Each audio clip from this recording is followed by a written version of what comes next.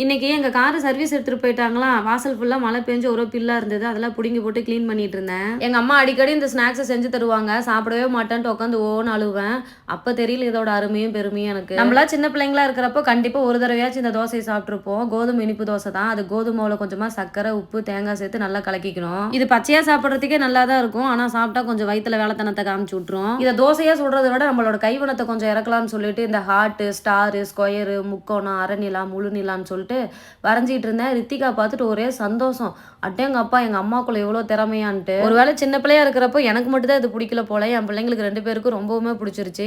நாளைக்கு ஸ்கூலுக்கும் கண்டிப்பா இதை தான் எங்களுக்கு பண்ணி தரணும்னு சொல்லியிருந்தாங்க. அப்புறம் இந்த கீரைலாம் வாங்கிட்டு வந்தா தனியா நம்மளால பிக்க முடியாது. பாப்பாங்கட்ட அம்மா உங்களுக்கு ஆசையா தோசைலாம் சுட்டு கொடுத்தல, அம்மா கொஞ்சம் ஹெல்ப் பண்ணுங்கம்மான்னு 2 பேரும் சேர்ந்து இதை கொஞ்சம் பிச்சு கொடுத்தாங்க.